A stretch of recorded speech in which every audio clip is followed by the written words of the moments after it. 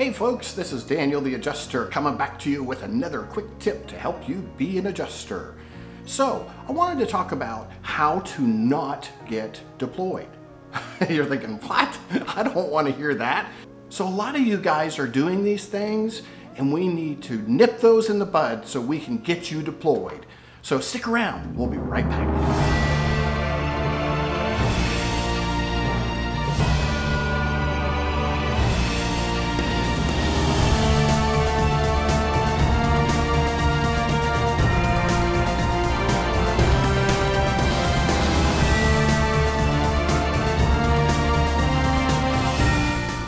Thanks for joining me back again. Make sure that you hit the like and subscribe button to catch all my videos. So let's get right into it. So the number one reason that I've seen so many people not get deployed is they're waiting for the phone to ring. Guys, these adjusting firms are not going to call you on a regular basis. They need to know that you are available. So the number one tip would be make sure that you're calling them on a regular basis, letting them know that you're available. Your name will be fresh on their mind. They'll remember the last time you called. Make sure you get a name, make sure you can call that person back and hit that person again and say, hey, I know I talked to you last week, but you got anything coming up? Make sure you keep me in mind. All right, thanks. And then, you've left a positive reaction for every time that you talk to them. The firms also like to know who is available.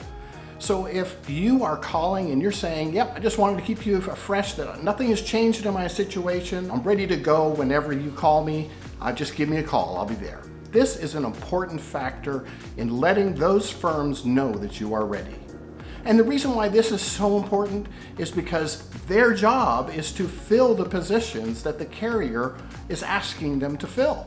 And if you're calling them and telling them you're ready, well, there's that position they've been waiting for. So it's a great way to get deployed. Number two way not to get deployed is only put your name on a few adjusting firms' lists or rosters. So many people have left comments and said, hey, I got my name on a couple rosters, is that good? And I go, that's a great start, but a terrible finish. We need to get our names on tons and tons and tons of these rosters. And I tell people, I said, when I first got started, I was on 40 different rosters. Now, I didn't get work from a tenth of those people. So it was important because then if somebody called, there was work. I left the options open. There was a lot more opportunity for someone to call me when my name was on a lot of rosters. So make sure you do that. Most good adjusters have their names on many rosters. Now, I have people call me, I'm still on their rosters, and I haven't worked for them ever, ever. And they still have my name in the roster, and every year they ask me if I'd like to stay on their roster. And I say yes. I never know if my situation will change, and I may need to find work from that company.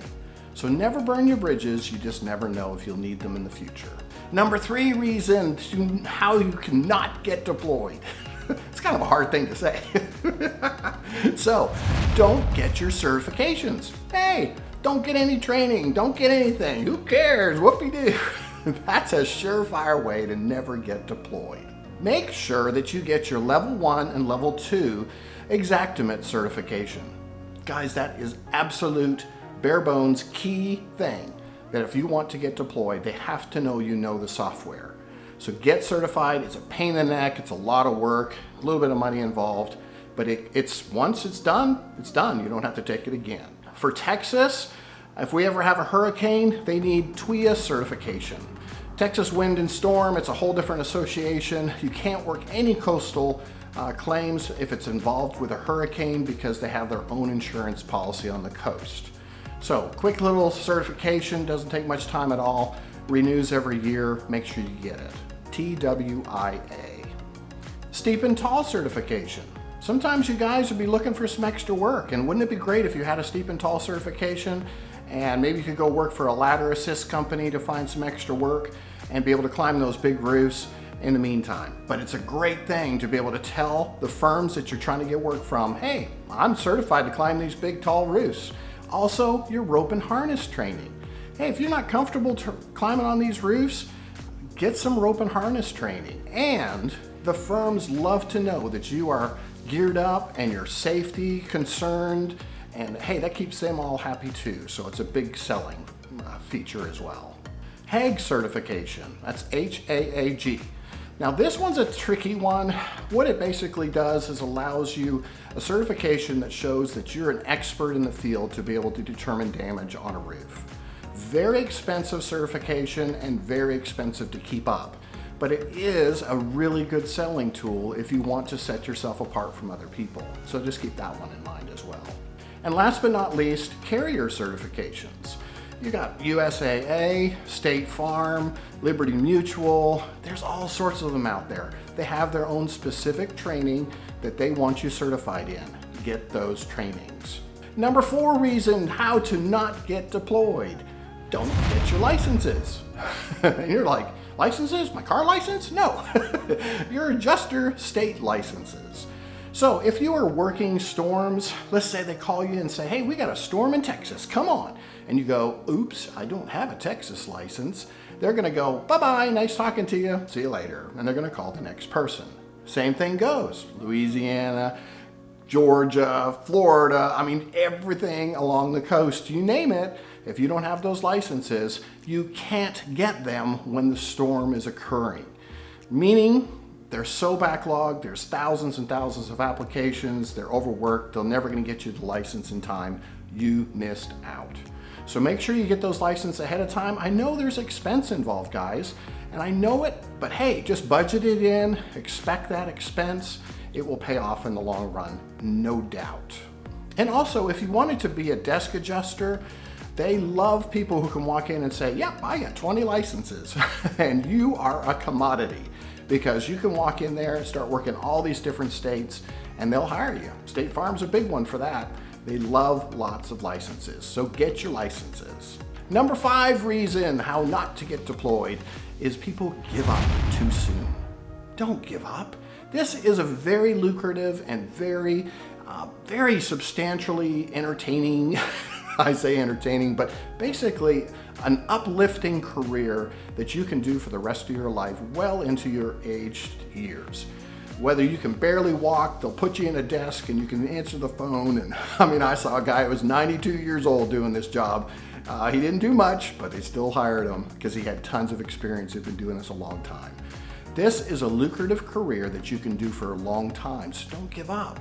Don't throw it in. Now, here's a trick. Some guys will say, well, I'm just not finding any work right now. Well, hey, do some part-time work like I talked about. See if you can get on some steep and tall or ladder assist companies. They love those guys who will help hold a ladder for an adjuster and get them on those really tall roofs. Great side money. Hey, who wouldn't want $150 or $200 a roof just to be able to pop on? So hey, those are great opportunities that you can't pass up. Hey, if you can't find the daily work, which is really the last kind of work that you'll get, then go do a desk adjuster job. Yes, there is some sacrifice involved in that where you're gonna have to travel, maybe be away from home for a period of time. But hey, if you're available, the work is there. Don't pass that up. Get your auto certification. I started out as an auto adjuster just to be able to get in the door with State Farm, and then it just branched out and moved into a lot of other opportunities. I learned a lot of policy, I learned a lot about claims, about liability. It's just a great opportunity. No, it's not the best thing in the whole world if you're wanting to be a property adjuster and climb roofs and hit the cat claims. Hey, there's auto cat claims as well too, so there's tons of hail work right now. I don't know if you caught it, but in the Oklahoma and Arizona had 4-inch hail. Man, 4-inch hail. They said it was going through the tile roofs, all the way through the living room ceilings and landing in the living room. Dude, that's some serious hail. Imagine what the cars look like. Every single person has 2 cars and every car is hammered and totaled. So hey, there's tons of auto claims. So if you want to be an auto adjuster, find some work, do that in the interim while you're looking to get that full-time daily gig or a cat claim gig. Works out great.